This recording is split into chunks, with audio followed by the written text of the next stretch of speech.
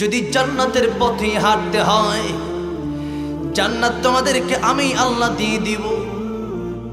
একটাই পদ্ধতি, আমার নবীর কথাগুলো শোনো, আমার নবীর কথাগুলো জানো। আমার নবী যেই পথে চলেছে ওই পথে তোমরাও চলো। আমার নবী যেই কথা বলেছেন সেই কথা তোমরা মেনে নাও, তোমরা কামিয়াব হয়ে যাবে। কিন্তু দুনিয়ার সব মানুষের কথা আমরা যেমনে মানি, নবীর কথা ওইভাবে মানি না। দুনিয়ার মানুষকে যতটা ভালোবাসি ওই ভালোবাসাটা আমার নবীর জন্য আমাদের নাই। কথা বলেন ঠিক না বেটি? নাই। একটু লক্ষ্য করে দেখুন, আল্লাহ বিশ্ব নবী রাহমাতুল লিল আলামিন মক্কা থেকে মদিনায় যখন হিজরতে যাবে, আমার নবীজি গারে সৌরে ঘুমালেন আবু বকর সিদ্দিকের উরুর উপরে। আবু বকর সিদ্দিক রাদিয়াল্লাহু আনহু উনি নবীজিকে পাহারা দেয়। নিচে তাকায় দেখে একটা গর্ত, আবু বকর সিদ্দিক রাদিয়াল্লাহু আনহু সেই জায়গায় পা দিয়ে ঢেকে রাখলেন। সাপে কামড় দিল, আবু বকর সিদ্দিক রাদিয়াল্লাহু আনহু পা দিয়ে ঢেকে রাখছে, সাপে কামড় দিছে, কাঁদতেছে, চোখের পানি আমার নবীর দেহম্বরকে পড়ে গেছে নিজের অজান্তে। নবীর ঘুম ভেঙে গেল। আবু বকর রে, কেন তুমি কান্দো? বাড়ির কথা বুঝি মনে পড়ে গেছে? ইয়া রাসূলুল্লাহ, ইয়া হাবিবাল্লাহ, ওগো নবীজি, বাড়ির কথা কেন মনে পড়বে? বাড়ির কথা তো আমি ভুলে গেছি। ইয়া রাসূলুল্লাহ, ইয়া হাবিবাল্লাহ, যেদিন থেকে কালিমা পড়ে মুসলমান হয়ে গেছি, লা ইউমিনু আহাদুকুম হাত্তা আকুনা হাব্বা ইলাইহি মিন ওয়ালিদিহি ওয়া ওয়ালাদিহি ওয়ান নাসি আজমাইন। নিজের বাপের চাইতে বেশি আপনাকে ভালোবাসি, নিজের মায়ের চাইতে বেশি আপনাকে ভালোবাসি, জীবনের চাইতে বেশি আপনাকে ভালোবাসি। নবীজি বলেন, তাহলে কান্দো কেন? আবু বকর ডাক দিয়ে বলে, ইয়া রাসূলুল্লাহ, সাপে দংশন করেছে আমার নবী। আবু বকর সিদ্দিক রাদিয়াল্লাহু আনহু কেমন, আবু বকর রে, আমারে আগে ডাক দিলে না কেন? ঘুম থেকে জাগালে না কেন? আবু বকর সিদ্দিক রাদিয়াল্লাহু আনহু বলেন, ইয়া রাসূলুল্লাহ, ইয়া হাবিবাল্লাহ, ওগো নবীজি, কিয়ামতের কঠিন মাঠ যেদিন কায়েম হয়ে যাবে, আমার আল্লাহ তাআলা যদি জিজ্ঞেস করেন, আবু বকর, নবীজি ঘুমিয়েছিল, তোমার জীবনের দাম বেশি না আমার হাবিবের ঘুমের দাম বেশি?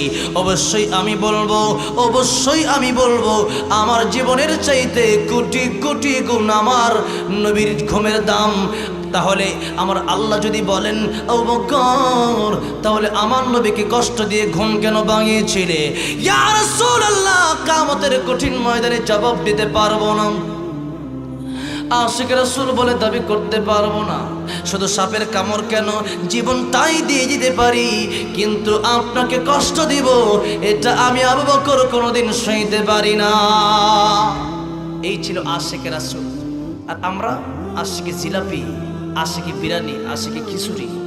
কথা বলেন ঠিক না ঠিক? এই যে সামনে আসতেছে শবে বরাত, সামনে আসতেছে রমজানুল মুবারক, আলু সব বেগুনি খাওয়ার দম লাগবে। রোজা না রাখলে কি হবে? ইফতারি খাওয়ার জন্য ঠিকই সবার আগে। কথা বলেন ঠিক না ঠিক? বলে রোজা না রেখে করছি এক পাপ, ইফতারি না খায় কি আরেক পাপ করবো নাকি? চিন্তা করছেন? দুষ্ট কার কয়? অনেক হিন্দু আছে রোজা রাখে না, কিন্তু ইফতারের দাওয়াতে যায়। এই জন্যে সে খাওয়া দাওয়ার জন্য আল্লাহ পাক আমাদেরকে দুনিয়াতে পাঠান নাই। রাসূলকে যদি ভালোবাসেন, রাসূল যে বলছে ওই মানার দরকার আছে না নাই? আছে। আমার ভাইরা, আমার মুরব্বী বাবাজিরা, রাসূলের আদর্শ যদি মানতে হয়, তাহলে কি সাকিব খানের চুলের কাটিং যেভাবে দেয় আমার ওভাবে দিলে কি মানা হবে? নবীজিকে যদি মানতে হয়, মেসির চুলের কাটিং যদি দেয় তাহলে মানা হবে? নেইমারের মতো চুলের কাটিং দিলে নবীজিকে মানা হবে না। সাকিব আল হাসানকে মানা হলে নবীজিকে মানা হবে না। কথাগুলো শুনলে অনেকেই কষ্ট পেতে পারেন, কষ্ট পান তো আমার কিছু করার নাই। কারণ হলো 20 দাঁত তুলে ফেলতে হবে, ডাক্তার যখন চিকিৎসা করে কষ্ট পায় কি পায় না? রোগী কষ্ট পায়। এতে করে কি রোগীর গার্ডিয়ান এই কথা বলে তার চিকিৎসার দরকার নাই?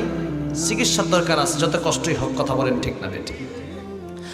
আমার ভাইরা, আমার বন্ধুরা, আমার মুরব্বি বাবাজিরা, আল্লাহ রাব্বুল আলামিন বলেন এমন চরিত্রই তোমরা অনুসরণ করো যেই চরিত্রের ভিতরে কোনো কলঙ্কের দাগ ছিল না। দুনিয়ার সাধারণ মানুষের চরিত্রে কলঙ্কের দাগ থাকার সম্ভাবনা আছে না নাই? কিন্তু আমার নবীর চরিত্রে কোনো কলঙ্কের দাগ ছিল। 40 বছর পরে আমার নবী যে কোরআনের দাওয়াত দিয়েছেন, 40 বছর পর্যন্ত আমার আল্লাহ তাআলা আমার নবীকে চিনিয়েছেন। আমার নবীজি যেই মাত্র মক্কার কুরাইশ লোকদেরকে ডাক দিয়ে বললেন, মক্কার লোকেরা, আমি তোমাদেরকে যদি বলি পাহাড়ের ওই পার্শ্বে শত্রু বাহিনী আছে, বিশ্বাস করবে? সবাই বলল হ্যাঁ বিশ্বাস করব। কেন বিশ্বাস করবে? মুহাম্মদ রে সাল্লাল্লাহু আলাইহি ওয়াসাল্লাম, তোমার 40 বছর জীবনে একটা মিথ্যা কথা তুমি বলো নাই। তোমার কথা শুনবো না তো কার কথা শুনবো? আমার নবীর জীবনে একটা মিথ্যা কথা বলেছেন কোন ইতিহাসবিদ দেখাতে পারবে?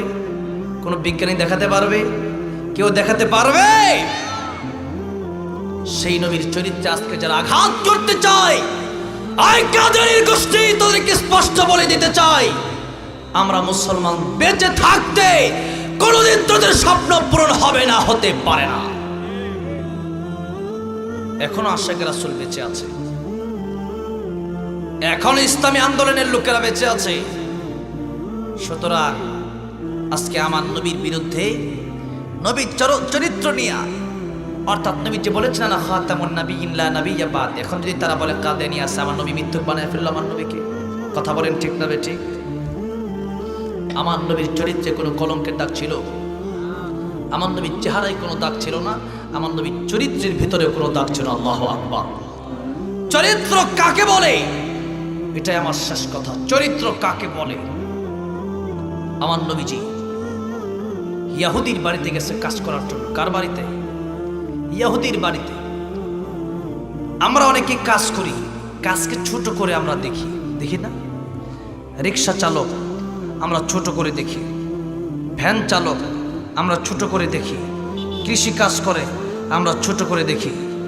অনেক সময় রিক্সাওয়ালার ভাড়া 20 টাকা, 10 টাকা দিয়ে এরপরে থাপ্পড় মেরে বলে যায়, বেটা তোর এত কিসের ভাড়া? বলি কি বলি না? গ্রামে কম থাকলেও শহরে কম না বেশি? অভাব নাই। রিক্সাওয়ালাকে গালি দেয়, বাড়িতে গালি দেওয়ার লোক নাই। ভ্যানওয়ালাকে গালি দেয়, কৃষককে গালি দেয়। আল্লাহ বলেন লিতুজজা কুল্লু নাফসিন বিমা তাসআ ইন্না সাআতা আতিয়াতুন আকাদু উখফিহা লিতুজজা কুল্লু নাফসিন বিমা তাসআ। আল্লাহ বলেন কিয়ামত তো আমি এই জন্য কায়েম করব। কেন কায়েম করব? প্রত্যেকের বদলা দিতে হবে। গরু ছাগলের আল্লাহ পাক বদলা দিয়ে দিবে। এক গরু আরেক গরুর গুতা দেয় না, গুতা দেয় না? আল্লাহ বলবেন তোরে গুতা দিছিল, হ্যাঁ এদিকে আসো, কি হয়েছে? তোরে শক্তি দিছিলাম বেশি, গুতা দিছিলি, আজকে তোরে শক্তি বাড়াই দিলাম, ওরে দুর্বল বানাই দিলাম, গুতা দিয়ে শেষ করে দে, তোরা দুর্বল মাটি হয়ে যা। এবার মানুষের এদিকে আসো। টাকার পাওয়ার দেখিয়েছিলে, ক্ষমতার পাওয়ার দেখিয়েছিলে। রিক্সাওয়ালা 10 টাকা ভাড়া পেত, দাও নাই? 10 টাকা আজকে দিয়ে দাও। 10 টাকা পাবে সেদিন দেওয়ার জন্য পাবে? উলঙ্গ, শরীরে কোনো কাপড় নাই। যেদিন কাপড় থাকবে না সেদিন 10 টাকা দেবে কোন জায়গা থেকে? আল্লাহ বলবেন 10 টাকা দিতে পারবে না। বলবে আল্লাহ 10 টাকা কেমনে দেব? তাহলে দুনিয়াতে দাও নাই কেন? আমি আমার হক মাফ করে দিতে পারি। আমি রহমান, আমি রহিম, আমি সত্তার, আমি গফফার, আমি চাইলে মাফ করে দিতে পারি, কিন্তু বান্দার হক আমি মাফ করতে পারি না। রিক্সাওয়ালা 10 টাকা দিয়ে দাও, বলবে আল্লাহ দিতে পারবো না। রিক্সাওয়ালা তুমিও মাঝে মধ্যে কিছু গুনাহ করছো। কি গুনাহ? রিক্সা চালাইছো, মাঝে মধ্যে বেগানা নারী চোখে পড়ে গেছে। রিক্সা চালাইতে গিয়া মাঝে মধ্যে নামাজ কাজা হয়ে গেছে। রিক্সা চালাইতে গিয়া মাঝে মধ্যে রোজাটা রাখতে পারো নাই, রোজাটা কাজা হয়ে গেছে। যত গুনাহ করছো, জাহান্নামের আসামি ছিলে তুমি, সব গুনাহ তারে দিয়া দাও। 10 টাকা যেতে দিতে পারবে না, তার গুনাহ নিয়ে তুমি জাহান্নামে যাও। রিক্সাওয়ালা গরিব, তুমি জান্নাতে চলে যাও। সুবহানাল্লাহ। এই হবে ইনসাফের বিচার। এই জন্য বেইনসাফের বিচার করবেন না। আল্লাহর কাছে কি ঘুষ চলবে? ঘুষ চলবে তো? চলবে না। নবীজি কাজ করতে গেলেন। আজকে আমরা যারা কাজ করি তাদেরকে ছোট করে দেখি, আর যারা সুদ খায় ঘুষ খায় পেট এই মোটা হয়ে গেছে, এদেরকে দেখলে স্যার আসসালামু আলাইকুম, ঠিক না বে ঠিক? কেন আপনি তাদেরকে সম্মান করবেন? সম্মান করতে হলে রিক্সাওয়ালাকে সম্মান করতে হবে, কারণ সে হালাল খায়, সে ময়লা খায় না। যারা ময়লা খায়, ময়লা খাওয়া যেমন নাপাক, সুদ খাওয়া ঘুষ খাওয়া এমন নাপাক। আপনি সুদকে লুন বানাবেন, ঘুষকে বকশিস বানাবেন, ইসলামকে ঘষে মেজে আপনার কাছে নিয়ে যাবেন না, আপনাকে ঘষে মেজে ইসলামের কাছে যাওয়া লাগবে, ঠিক না বে ঠিক? আমার নবীজি কাজ করেছেন, আমরা কাজ করলে কোনো ক্ষতি আছে? কোনো ক্ষতি নাই। একজন হুজুর দেখলাম ব্যবসা করে, একজন জিজ্ঞাসা করে হুজুর মানুষের ব্যবসা করা লাগে? হুজুর মানুষের ব্যবসা করে কি চুরি করবো? চিন্তা করতে পারেন? মানে ভালো কাজের সমাজে দাম নাই, ভালো কাজের দাম নাই দেখে ইন্ডিয়া গেছি, বাংলাদেশ কেমন স্ট্রিটকারি করতেছে, হিরো আলম পেতে খারাপ কেমন। কত শিক্ষিত সমাজ এই দেশে পড়ে আছে, কত শিক্ষিত লোক আছে এই দেশে, আজকে তাদের দাম নাই। দাম থাকবে কেন? আজকে ভিডিওতে বলতেছে জীবনে মাদ্রাসায় পড়াবো না, মানে তার রাগে গুসাই বলতেছে। কারণ যারা শিক্ষিত, মামুন হক সাহেব শিক্ষিত জেলে আছে, সাখাতুদ্দিন রাজি সাহেব শিক্ষিত জেলে আছে, রফিক মাদানী জেলে আছে, তারা জেলে আছে কেন? যে কোরআনের কথা বলছে, শিক্ষা ভিতরে আছে এই জন্য জেলে। আর চোর বাটপার টাকা সবগুলো মাস্তানি করে ঘুরে, সেগুলোর বিচার আজকে আমাদের সমাজে হয় না, দেশে হয় না। এই জন্যে সুদে ঘুষে আমাদের সমাজ নষ্ট হয়ে গেছে, নবীর আদর্শ নাই। বলতেছিলাম কাজকর্ম যারা করে এদের চাইতে ভালো মানুষ পৃথিবীতে আর কেউ হতে পারে? হালাল খায়, আপনি হারাম করে, আপনি সুদ করে, আপনি ঘুষখোর।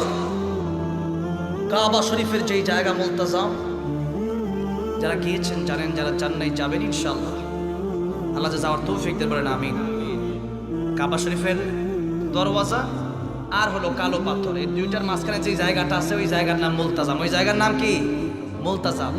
কখনো যদি যাওয়া হয় বুকটার সাথে লাগাবেন, কাঁদবেন, অঝরে কাঁদবেন। সেখানে আল্লাহর কাছে দোয়া করলেই আল্লাহ দোয়ার সাথে সাথে কবুল করে নিছে। কিন্তু হারাম যারা খায় দোয়া কবুল হবে না। মুলতাজাম কেন? কাবা শরীফের ভিতরে ঢুকে দোয়া করলে কবুল হবে, হাতিমে গিয়ে দোয়া করলে কবুল হবে না। হারাম খেলে পরে দোয়া কবুল হয় না, নামাজ কবুল হয় না, রোজা কবুল হয় না, হজ কবুল হয় না, যাকাত কবুল, কিচ্ছু কবুল হয় না। এই জন্য এখন থেকে হালাল না হারাম? হালাল না হারাম? হ্যাঁ, এত টাকা পয়সা আপনি কার জন্য রাখবেন? যেই সন্তানের জন্য আপনি রেখে যাবেন, সুদ খায় ঘুষ খেয়ে রেখে যেতে হবে কেন? যদি এই সুদ খেয়ে ঘুষ খেয়ে রেখে যেতে হয়, সন্তান পালসার নিয়ে করবে আর কবরের ডান্ডার বাড়ি ফেরেস্তা আপনারা দিবে, আপনার সন্তান গিয়ে তাকাবেও না। কথা বলেন ঠিক না বেঠিক? নবীজি কাজ করেছেন কিন্তু সুদ ঘুষ খান নাই। আমার নবীজি কাজ করতে গেলেন, কিসের কাজ? কুয়া থেকে পানি নিয়ে আমার নবী খেজুর বাগানে পানি দেন। খেজুর বাগানে পানি দিতে দিতে কয়েক বালতি পানি দেওয়ার পরে বালতিটা কুয়ার ভিতরে পড়ে গেছে। ইহুদি এসে দেখে আমার নবীর হাত থেকে বালতি পড়ে গেছে। ইহুদি তাকায় দেখে বালতিটা যেহেতু পড়ে গেছে, আমার নবীর গালে ঠাস করে একটা থাপ্পড় মেরে দিয়েছে। নাউজুবিল্লাহ বলেন। ইমানদার মুসলমান এই কথা কোনোদিন সইতে পারে না। নবীজি যেই মাত্র এই অবস্থা, নবীজি বললেন, ইহুদি রে, খেজুর আমারে দিয়ে দাও, খেজুর নিয়ে আমি চলে যাব। ডাক দিয়া বলল, মুহাম্মদ রে, খেজুর তোমারে দিয়ে দিলাম, কিন্তু বালতি আমার দিয়ে যেতে হবে, বালতি তার দিতে হবে। নবীজি আঘাত পেলেন। আমার নবীজি কুয়ার সামনে দাঁড়াইয়া ডাক দেওয়া করে, আমি নবী নবী শুধু মানুষের জন্য রহমত না, আমি নবী শুধু জিনের জন্য রহমত না, আমি নবী শুধু ফেরেশতার জন্য রহমত না, আমি নবী কুল কায়নাতের জন্য রহমত, গাছগাছালির জন্য রহমত, পাক পাখালির জন্য রহমত, সাগরের জন্য রহমত, দরিয়ার জন্য রহমত, দুনিয়ার জন্য রহমত, আখিরাতের জন্য রহমত। কুমারে তোর কাছে এসেছি, তুই কুয়ার জন্য আমি নবী রহমত। রে কম, তোর ভিতরে যে পানি আছে সেই পানিতে জোয়ার ভাসায় দে। তোর পানিতে জোয়ার ভাসায় দিলে অটোমেটিকলি বালতিটা আল্লাহর হুকুমে আমার হাতে এনে পৌঁছে দে। যেই মাত্র বলেছে অটোমেটিকলি কুয়ার ভিতরে জোয়ার শুরু হয়ে গেছে। আল্লাহু আকবার। কুয়ার ভিতরে জোয়ার শুরু হয়ে গেছে, আমার নবীর হাতে বালতিটা পৌঁছে গেছে। ইহুদির কাছে বালতিটা দিয়ে দিল। এবার ইহুদি চিন্তা করে, কি রে, এত সুন্দর চরিত্র তো জীবনে কোনোদিন দেখি নাই। যেই লোকটার থাপ্পড় দিলাম সেই লোকটার দেহ তো কম সুন্দর না, সেই লোকটার শক্তিও তো কম ছিল না। আমার নবীর শক্তি দুনিয়ার কোনো সাধারণ মানুষের শক্তির মতো ছিল না। আমার নবীর শক্তি 4000 যুবকের গায়ে যত শক্তি, আমার নবীর একা গায়ে আল্লাহ তাআলা সেই সমপরিমাণ শক্তি দিয়ে দিয়েছেন। আল্লাহু আকবার। সেই শক্তি দিয়ে আমার নবী যদি পাল্টা আঘাত করতেন, পারতেন কি পারতেন না? আমার নবী পাল্টা আঘাত করলেন না। ইহুদি চিন্তা করে, এত সুন্দর চরিত্র যার হয়, এত সুন্দর চেহারা যার হয়, দুনিয়ার কোনো সাধারণ মানুষ সে হতে পারে না, অবশ্যই তুই রাহমাতুল লিল আলামিন হবে। ইহুদির মনে এবার শান্তি নাই, বুঝে ফেলে যে আমার নবী রাহমাতুল লিল আলামিন। হাতটা কেটে ফেলে দিয়েছে, হাতটা একটা ব্যাগের ভিতরে করে নিয়ে আমার নবীর দরওয়াজার সামনে গিয়ে ডাক দেয়া বলল, ইয়া রাসূলুল্লাহ, ইয়া হাবিবাল্লাহ, ঘরের ভিতরে কি আসতে পারি? আমার নবীর আপ্যায়ন কত সুন্দর, অতিথিয়তা কত সুন্দর। দেখেন, আমাদের সাথে বাজে ব্যবহার করলে পরে একটা টোকা দিলে 2টা খুশি মারি। কথা বলেন ঠিক না ঠিক? আর আমার নবী সুন্দর করে তার আপ্যায়ন করলো। কিন্তু আমার নবী লক্ষ্য করে দেখেন, যে হাত দিয়ে আমার নবীকে থাপ্পড় দিয়েছিল সেই হাতটা এখন তার কাছে নাই। আমার নবী ডাক দিয়ে বলেন, ইহুদি রে, তোর হাতটা কোন জায়গায় গেছে আমার বললাম। ইহুদি ডাক দিয়ে বলে, ইয়া রাসূলুল্লাহ, ইয়া হাবিবাল্লাহ, ও নবীজি, হাতটা আমি কেটে ফেলে দিয়েছি। আমার নবী ডাক দিয়ে বলে, রে ইহুদি, তোর যে হাত কেটে ফেলে দিয়েছো এই হাতটা আমার কাছে দাও। নবীজির লালা মোবারকে ছিল পৃথিবীর শ্রেষ্ঠ মেডিসিন। কি ছিল? পৃথিবীর শ্রেষ্ঠ মেডিসিন ছিল। আবু বকর সিদ্দিক রাদিয়াল্লাহু আনহু পায়ে যখন সাপে দংশন করেছিল, একটু আগে যে বলেছিলাম, আমার নবীজি লালা মোবারক লাগায় দেওয়ার সাথে সাথে সাপের বিষ পানি হয়ে গেছিল। সেই সাপের বিষ পানি হয়ে গেছে যেই লালা মোবারকের কারণে। সেই লালা মোবারকে পৃথিবীর শ্রেষ্ঠ মেডিসিন ছিল কি ছিল না? সাপের বিষ পানি হলো লালাতে তোমার, সাপের বিষ পানি হলো লালাতে তোমার। আবু বকর সুস্থ হলো মুজিজা তোমার, ইশারায় তোমার। দ্বিখণ্ডিত চাঁদ হলো ইশারায় তোমার। কাফির মুশরিক মুসলিম হলো মুজিজা তোমার। তুমি পেয়ারা খোদার, তুমি হাবিবুল্লাহর। জগতেরই চাঁদ তুমি, জগতেরই চাঁদ তুমি, নবীজি আমার। ইহা পরকালে তুমি দয়ার ভান্ডার, তুমি পেয়ারা খোদার, তুমি হাবিবুল্লাহর। বলেন আমিন, বলেন সুবহানাল্লাহ। আমার ভাইরা, আমার মুরব্বী ওয়াজিরা, বলতেছিলাম আমার নবীর লালা মুবারকে ছিল পৃথিবীর শ্রেষ্ঠ মেডিসিন। ইহুদির হাতটা সুপার গ্লো দিয়ে যেমন মানুষ প্লাস্টিক লাগায়, আমার নবীও তার হাতটা নিয়ে সুপার গ্লোর মতো তার থুতু মুবারক দিয়া, তার লালা মুবারক দিয়া হাতটা লাগায়া দিছে। আগে যেমন সুন্দর হাত ছিল, তার চাইতে দ্বিগুণ শক্তিশালী হাত তার আবার ফিরে এসেছে। সুবহানাল্লাহ বলবেন। যেই মাত্র ইহুদি দেখলাম এই লোককে আমি থাপ্পড় মারলাম, উল্টা আঘাত করলো না, গালি দিলাম, বালতিটা আমার হাতে পৌঁছে দিল। এরপরে ঘরে আসলাম, এত সুন্দর আপ্যায়ন করলো, ঘরের ভিতরে আমার জায়গা দিল। শুধু তাই না, আমার কাটা হাতটা জোড়া লাগায় দিল। অবশ্যই তিনি রহমতুল লিল আলামিন হবে। আর চাইতে সুন্দর চরিত্র পৃথিবীতে আর কারো হতে পারে না। অবশ্যই তিনি বিশ্ব নবী। ইয়া রাসূলুল্লাহ, ইয়া হাবিবাল্লাহ, ওগো নবীজি, আমার কালিমা পড়ে আপনি মুসলমান বানায় দেন।